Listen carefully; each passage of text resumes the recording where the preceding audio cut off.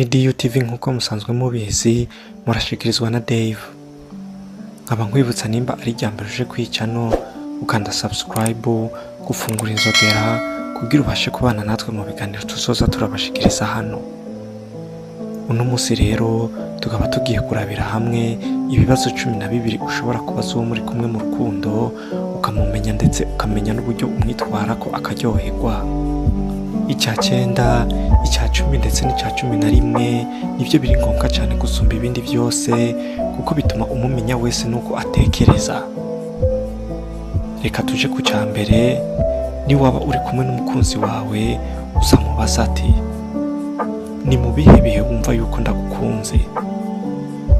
Iki kibazo kizogufasha kumenya igihe umukunzi wawe aba yumva yuko umunezereye, gutyo ubimenye kugira uzohore uvyitwaramwo neza igihe cyose muri kumwe. Icya kabiri, uzobaza umukunzi wawe, uramubaza ati: uko umbona bisobanura iki kuri wewe? Ibi bizogufasha kumenya uburyo akwiyumvamwo canke icyo usobanura mu buzima bwiwe.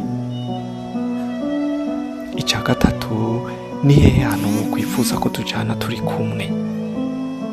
Aho hantu niyahakubwira, no guhanura kutamutwara misi yose, ahubwo uzohamutwara mu gihe uzoba ufise ikintu gikenewe cyane cyo kumubwira, canke mu gihe uzoba ufise gift ushaka kumushikiriza nko kuri birthday yiwe, canke iyindi misi bizosabwa kumuha gift. Bizoba nk'akaryo keza ko kumunezereza kandi akubwira azohora avyibuka. Icya 4, mubaza ati: iyo turi kumwe uba wumva ndaguha umunezero uhagije? Ivyo navyo bizogufasha kumva ko muri kumwe aba yishimye canke ataba yishimye, kugira umenye uko wohindura uburyo wifata iyo muri kumwe. Ikibazo ca 5, iyo tutari kumwe uba wumva umerewe gute? Icyo kizoguha kumenya nimba mu gihe mutari kumwe agukumbura, kandi burya benshi iyo babajije ikibazo bene ico bakunze kubesha ko ataryoherwa iyo mutari kumwe, ariko uzomenya ko ariko arakubesha, kuko umukobwa iyo agukumbuye ahora akubaza nimba ufise umwanya ko yoza kukuramutsa, canke nyene ko ufise umwanya ngo akuvugishe.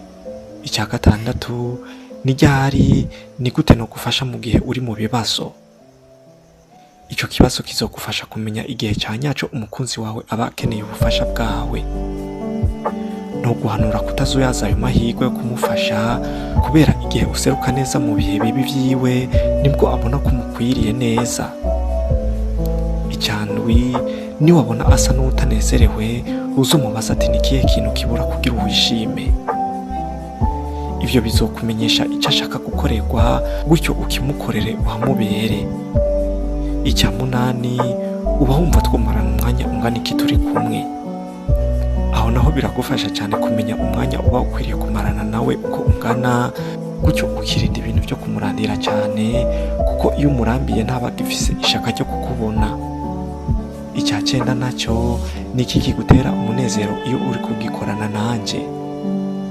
Hano bizogufasha kumenya ikintu wokwama ukorana nawe kugira yishime. Ahana cyane cyane byo gufasha mu gihe ukimukoreye mwashwanye, kugira kimugarukanira umunezero.